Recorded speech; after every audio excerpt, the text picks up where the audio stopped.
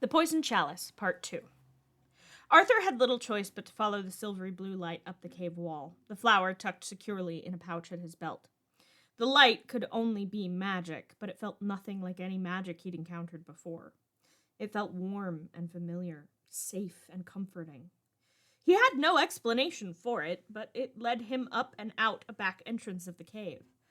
Once he was out in the open air, the light floated above him like a wayward star before flickering for a moment and vanishing, leaving Arthur blinking in the comparatively dim full moon. With the loss of the light, fear crept back into Arthur's heart. He scrambled over the ridge he'd just emerged from and found his horse grazing where he'd left it. The witch had clearly not expected him to make it out alive. He mounted back up, glad the moon was full and the road clear. He pushed his horse harder than he should have. He made it home by the next afternoon, but was met at the gate by a platoon of guards.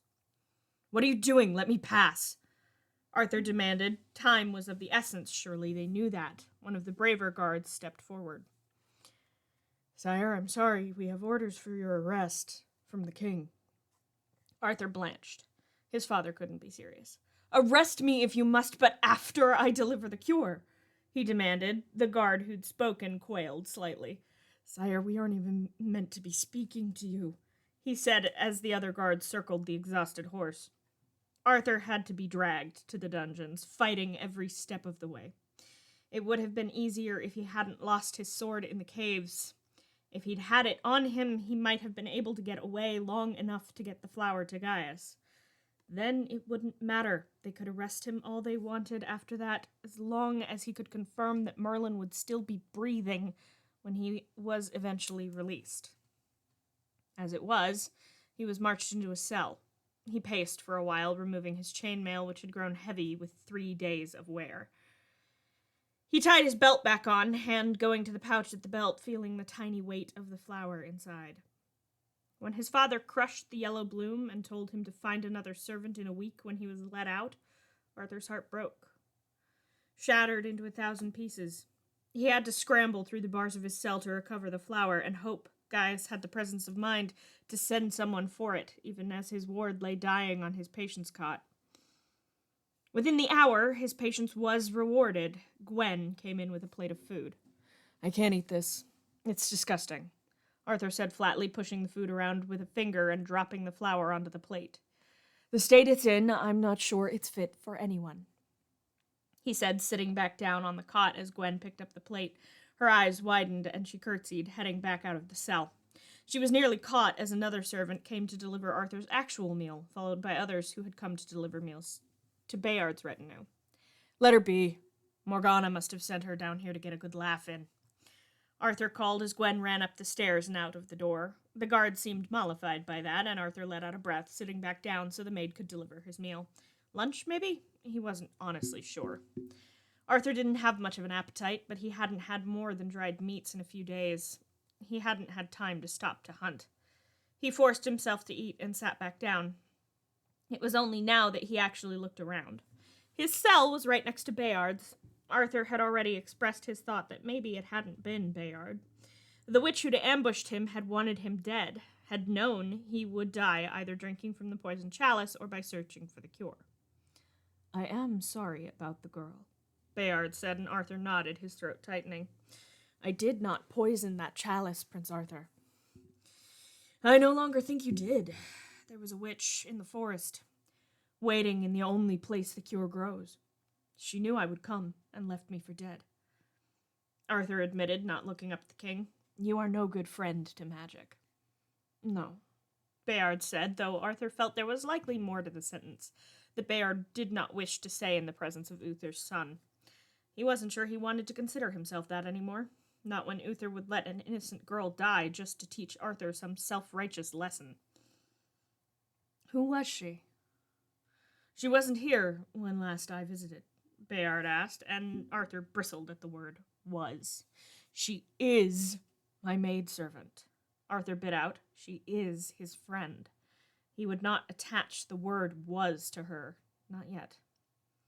"A bit unusual for a prince's primary servant to be a maidservant instead of a manservant," Bayard said, one of his eyebrows climbing. I had a bad habit of scaring off servants within a week, Arthur admitted with a sigh. Bayard nodded. I see. I was similar at your age. How long has she been in your service, then? A few years? Bayard asked, a slightly nostalgic smile on his face. 4 months at best. Arthur said, finally turning to look at the king. Bayard blinked. The girl's been in your employ for less than a year, and she willingly drank poison for you. Bayard sounded astonished. Honestly, Arthur couldn't really believe it either. He hadn't let it sink in that if she died, she did it for him. He hadn't planned to let himself think about it until she was better.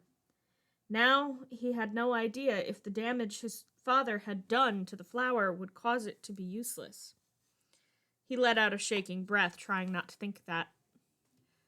What must I do to inspire such loyalty in such a short time? Bayard asked, startling Arthur out of his reverie. I don't know. Silence fell as the servants returned to clear away the plates. Arthur fell into a fitful sleep. He wasn't sure how long he slept. He hadn't gotten much on the way to the caves, having only stopped for an hour or two to rest his horse. When dinner came, Gwen was among the servants there, and Arthur's heart nearly hammered out of his chest as she dropped off his actual dinner without a word. He picked up the plate, despairing. Had he been too late? But then the napkin Gwen had placed under the plate fell open and a piece of paper flew free. Arthur snagged it out of the air, hands shaking. She'll live, was all it said, and Arthur felt as though the world had righted itself. He sat down hard, staring at the note in his hands. Gaius's cramped, curved handwriting had never been more of a comfort. His father made good on his threat and kept Arthur in the cell for a week. Something must have shaken some sense into Uther, though, for a few days after Arthur was tossed in the cells, he had Bayard and his retinue released. When the week was up, all Arthur wanted to do was run to Gaius. Just to be sure. He had to see her, breathing, preferably awake and snarking back at him, with the ease of someone who'd grown up so far from royalty that the title had never even slightly intimidated her. But he knew that would just make Uther angrier. Maybe even cause him to turn his ire on Merlin.